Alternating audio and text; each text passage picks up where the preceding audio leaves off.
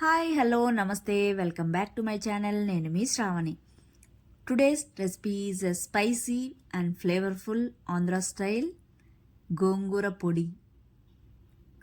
అబ్బా, పేరు వింటుంటేనే నోట్లో నీళ్ళు ఊరిపోతున్నాయి కదా.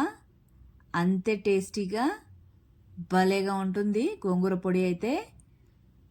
ఇంకా మీకు అందరికీ తెలిసిందే, ఇందులో ఐరన్ ఎక్కువగా ఉంటుంది, అలానే విటమిన్ సి ఎక్కువగా ఉంటుంది, యాంటీ ఆక్సిడెంట్స్ కూడా ఎక్కువగా ఉంటాయి. సో హెల్త్కి అయితే చాలా అంటే చాలా మంచిది. ఇక లేట్ చేయకుండా ప్రాసెస్లోకి అయితే వెళ్ళిపోదాం.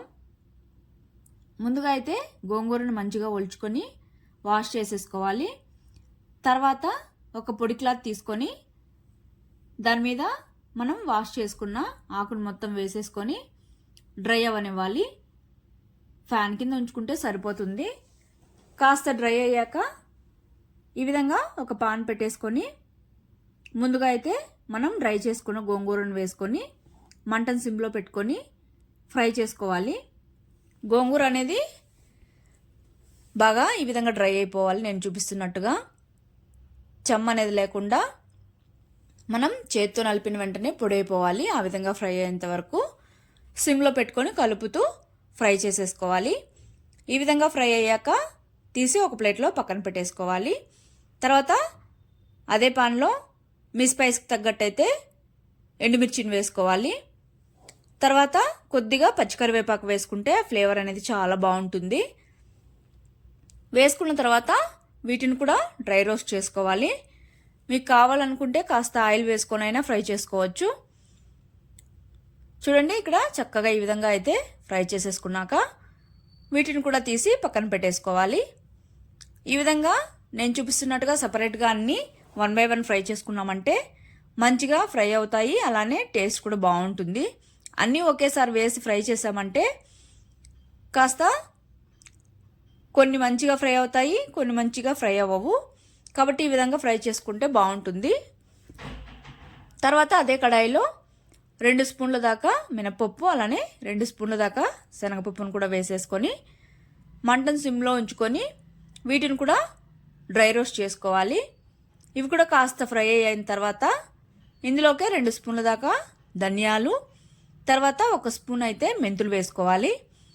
తర్వాత 2 స్పూన్ల దాకా జీలకర్ర వేసుకొని 1 స్పూన్ అయితే మిరియాలు వేసుకోవాలి. ఇక్కడ మీరు ఎండుమిర్చికి బదులుగా మొత్తం మిరియాలైనా వేసేసుకోవచ్చు.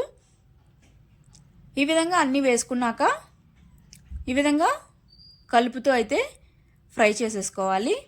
ఈ విధంగా ఫ్రై చేయడం వల్ల అన్నీ మంచిగా లోపల వరకు ఫ్రై అయిపోతాయి.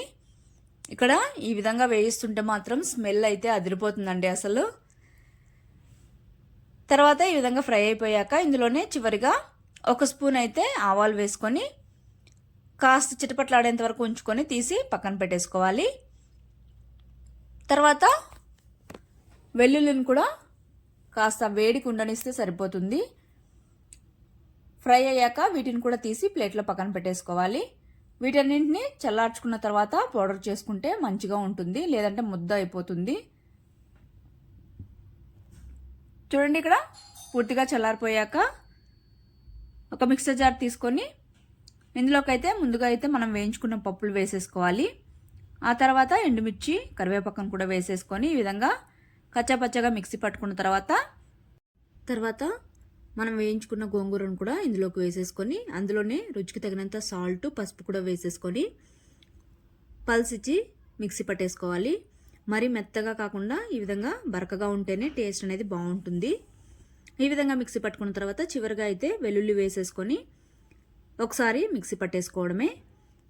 మీరు వెల్లుల్లి అనేది ఇంకా ఎక్కువగా వేసుకుంటే టేస్ట్ ఇంకా బాగుంటుంది. ఈ విధంగా వెల్లుల్లి వేసుకున్నాక మిక్సీ పట్టుకోవాలి. చూడండి, పర్ఫెక్ట్గా అయితే గోంగూర పొడి అయితే రెడీ అయిపోయింది. ఇదైతే మాత్రం వేడివేడి అన్నంలోకి ఈ పొడి వేసుకొని నెయ్యి వేసుకొని తింటే అద్భుతం అంటే అంత అద్భుతంగా ఉంటుంది.